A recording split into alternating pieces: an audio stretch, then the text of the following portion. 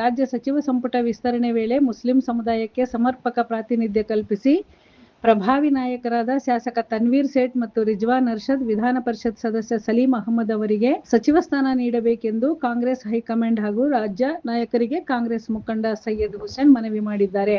ಪಟ್ಟಣದ ಪ್ರವಾಸಿ ಮಂದಿರದಲ್ಲಿ ಬುಧವಾರ ಆಯೋಜಿಸಿದ್ದ ಸುದ್ದಿಗೋಷ್ಠಿಯಲ್ಲಿ ಮಾತನಾಡಿದ ಅವರು, 2023ರ ವಿಧಾನಸಭಾ ಚುನಾವಣೆಯಲ್ಲಿ ಕಾಂಗ್ರೆಸ್ ಪಕ್ಷವನ್ನು ಅಧಿಕಾರಕ್ಕೆ ತರುವಲ್ಲಿ ಮುಸ್ಲಿಂ ಸಮುದಾಯ ಸೇರಿದಂತೆ ಎಲ್ಲಾ ವರ್ಗದ ಮತದಾರರು ಮತ್ತು ಕಾರ್ಯಕರ್ತರು ಮಹತ್ವದ ಪಾತ್ರ ವಹಿಸಿದ್ದಾರೆ. ಕೋಮುವಾದಿ ಬಿಜೆಪಿಯನ್ನು ಅಧಿಕಾರದಿಂದ ದೂರವಿಡುವ ಉದ್ದೇಶದಿಂದ ಸಮುದಾಯ ಒಗ್ಗಟ್ಟಿನಿಂದ ಕಾಂಗ್ರೆಸ್ ಪಕ್ಷವನ್ನು ಬೆಂಬಲಿಸಿದ್ದು, ಆ ಕೊಡುಗೆಯನ್ನು ಪಕ್ಷದ ವರಿಷ್ಠರು ಪರಿಗಣಿಸಬೇಕು ಎಂದು ಆಗ್ರಹಿಸಿದರು. ಸಚಿವ ಸಂಪುಟ ವಿಸ್ತರಣೆ ಸಂದರ್ಭದಲ್ಲಿ ತನ್ವೀರ್ ಸೇಠ್, ಸಲೀಂ ಅಹಮದ್ ಹಾಗೂ ರಿಜ್ವಾನ್ ಅರ್ಷದ್ ಅವರಿಗೆ ಅವಕಾಶ ನೀಡುವ ಮೂಲಕ ಸಮುದಾಯದ ಆಶೋತ್ತರಗಳಿಗೆ ಸ್ಪಂದಿಸಬೇಕು. ಮುಖ್ಯಮಂತ್ರಿ ಡಿಕೆ ಶಿವಕುಮಾರ್, ಎಐಸಿಸಿ ಅಧ್ಯಕ್ಷ ಮಲ್ಲಿಕಾರ್ಜುನ ಖರ್ಗೆ, ಲೋಕಸಭೆ ವಿರೋಧ ಪಕ್ಷದ ನಾಯಕ ರಾಹುಲ್ ಗಾಂಧಿ, ರಾಜ್ಯ ಉಸ್ತುವಾರಿ ರಣದೀಪ್ ಸಿಂಗ್ ಸುರ್ಜೇವಾಲಾ ಹಾಗೂ ಕೆಪಿಸಿಸಿ ಅಧ್ಯಕ್ಷ ಬಿಕೆ ಹರಿಪ್ರಸಾದ್ ಅವರು ಈ ಬೇಡಿಕೆಯನ್ನು ಈಡೇರಿಸಬೇಕೆಂದು ಒತ್ತಾಯಿಸಿದರು. ರಾಯಚೂರು ಜಿಲ್ಲೆಯ ಜನಪ್ರತಿನಿಧಿಗಳಿಗೂ ರಾಜ್ಯ ಸಚಿವ ಸಂಪುಟದಲ್ಲಿ ಅವಕಾಶ ನೀಡಬೇಕು ಎಂಬ ಕೂಗು ಜೋರಾಗಿದೆ ಎಂದು ಸೈಯದ್ ಹುಸೇನ್ ಹೇಳಿದರು. ಮಾಜಿ ಮುಖ್ಯಮಂತ್ರಿ ಎಸ್. ಎಂ. ಕೃಷ್ಣ ಅವರ ಸರ್ಕಾರದ ಅವಧಿಯಲ್ಲಿ ಅಮರೇಗೌಡ ಬಯ್ಯಾಪುರ ಅವರು ಸಚಿವರಾಗಿದ್ದರು. ಅದಾದ ಬಳಿಕ 2013ರ ಕಾಂಗ್ರೆಸ್ ಸರ್ಕಾರ, 2018ರ ಸಮ್ಮಿಶ್ರ ಸರ್ಕಾರ ಹಾಗೂ 2023ರ ಕಾಂಗ್ರೆಸ್ ಸರ್ಕಾರ ರಚನೆಯಾದಾಗಲೂ ಜಿಲ್ಲೆಗೆ ಸಚಿವ ಸ್ಥಾನ ದೊರೆತಿಲ್ಲ ಎಂದು ಬೇಸರ ವ್ಯಕ್ತಪಡಿಸಿದರು. ಶಾಸಕರದಲ್ಲದಿದ್ದರೂ ತಮ್ಮ ಪ್ರಭಾವ, ಪಕ್ಷನಿಷ್ಠೆ ಹಾಗೂ ಅಭಿವೃದ್ಧಿ ಕಾರ್ಯಗಳ ಮೂಲಕ ಹೈಕಮಾಂಡ್ನ ಮೆಚ್ಚುಗೆ ಪಡೆದಿರುವ ಎನ್.ಎಸ್. ಬೋಸರಾಜು ಅವರಿಗೆ ಸಚಿವ ಸ್ಥಾನ ನೀಡುವುದನ್ನು ಸ್ವಾಗತಿಸುತ್ತೇವೆ. ಅದೇ ರೀತಿಯಲ್ಲಿ ರಾಯಚೂರು ಜಿಲ್ಲೆಯ ಅರ್ಹ ಜನಪ್ರತಿನಿಧಿಗಳಿಗೂ ಸಚಿವ ಸ್ಥಾನ ನೀಡುವ ಮೂಲಕ ಜಿಲ್ಲೆಯ ಅಭಿವೃದ್ಧಿಗೆ ಮತ್ತಷ್ಟು ವೇಗ ನೀಡಬೇಕು ಎಂದು ಒತ್ತಾಯಿಸಿದರು. ಕರ್ನಾಟಕ ರಾಜ್ಯದ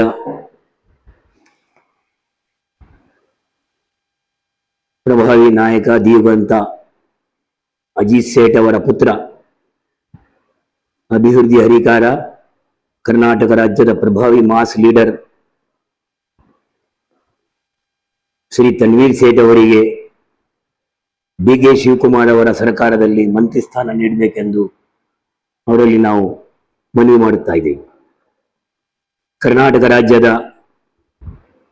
ಜನಪ್ರಿಯ ಮುಖ್ಯಮಂತ್ರಿ, ಎಲ್ಲ ವರ್ಗದ ನಾಯಕರಾದಂಥ ಶ್ರೀ ಡಿ.ಕೆ. ಶಿವಕುಮಾರ್ ಜಿ ಅವರಲ್ಲಿ ಮತ್ತು ನಮ್ಮ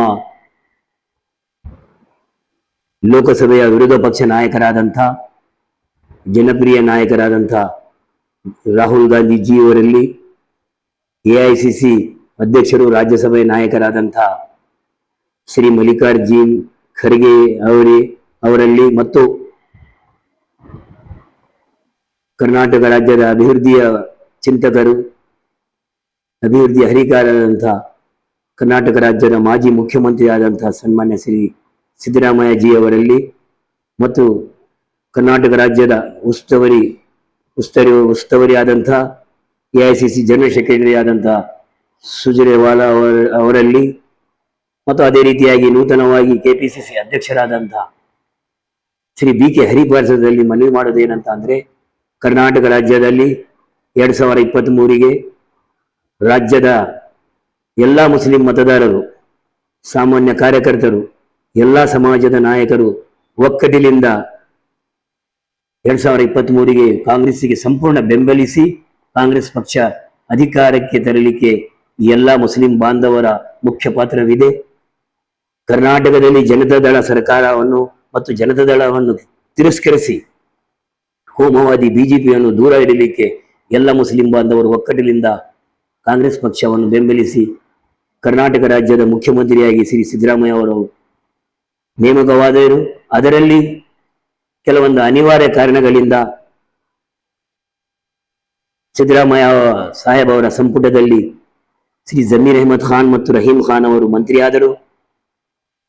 ಪ್ರಭಾವಿ ಮುಸ್ಲಿಂ ನಾಯಕರಾದಂಥ ಶ್ರೀ ಯುಟಿ ಖಾದರ್ ಅವರನ್ನು ಸ್ಪೀಕರ್ ಮಾಡಿ 3 ವರ್ಷ ಒಳ್ಳೆ ಆಡಳಿತವನ್ನು ಕೊಟ್ಟಿರ್ತಕ್ಕಂಥ ಸಿದ್ದರಾಮಯ್ಯ ಸರ್ಕಾರಕ್ಕೆ ಧನ್ಯವಾದ ಹೇಳುತ್ತಾ, ಮತ್ತು ಇಂದಿನ ನೂತನ ಮುಖ್ಯಮಂತ್ರಿಯಾಗಿ ಡಿ.ಕೆ. ಶಿವಕುಮಾರ್ ಸರ್ಕಾರದಲ್ಲಿ ನಮ್ಮ ನೆಚ್ಚಿನ ನಾಯಕರು, ಮುಸ್ಲಿಂ ಮಾಸ್ ಲೀಡರ್ ಹಾಗೂ ರಾಯಚೂರು ಜಿಲ್ಲಾ ಉಸ್ತುವಾರಿ ಮಂತ್ರಿಯಾಗಿ ಒಳ್ಳೆ ಕೆಲಸವನ್ನು ಮಾಡಿರ್ತಕ್ಕಂಥ ಶಿಕ್ಷಣ ಮಂತ್ರಿಯಾಗಿ ಮತ್ತು ವಕ್ಫ್ ಸಚಿವರಾಗಿ ಇಡೀ ರಾಜ್ಯ ಮತ್ತು ರಾಯಚೂರು ಜಿಲ್ಲೆಯ ಎಲ್ಲ ವಿಧಾನಸಭಾ ಕ್ಷೇತ್ರಗಳಲ್ಲಿ ಒಬ್ಬ ಒಳ್ಳೆ ನಾಯಕರಿಂದ ಗುರುತಿಸಿಕೊಂಡಿರ್ತಕ್ಕಂಥ ಸನ್ಮಾನ್ಯ ಶ್ರೀ ತನ್ವೀರ್ ಸೇಠ್ ಅವರಿಗೆ 2ನೇ ಸಚಿವ ಸಂಪುಟದಲ್ಲಿ ಅವರಿಗೆ ಹೈಕಮಾಂಡ್ ಮತ್ತು ಎಲ್ಲ ನಾಯಕರು ಒತ್ತಾಯ ಹಾಕಿ ತಕ್ಷಣ ತನ್ವೀರ್ ಸೇಠ್ ಅವರನ್ನು ಮಂತ್ರಿ ಮಾಡಬೇಕೆಂದು ಹೇಳುತ್ತಾ, ಅದರ ಜೊತೆಯಲ್ಲಿ ಉತ್ತರ ಕರ್ನಾಟಕದ ಒಬ್ಬ ಮಾಸ್ ಲೀಡರ್ ಶ್ರೀ ಸಲೀಂ ಅಹಮದ್, ಹಿಂದಿನ ಸಮೃದ್ಧಿ ಇಸ್ಲಾಂ ಅವರು ಈ ಉತ್ತರ ಕರ್ನಾಟಕದ ಒಬ್ಬ ಮಾಸ್ ಲೀಡರ್ ಇದ್ರು.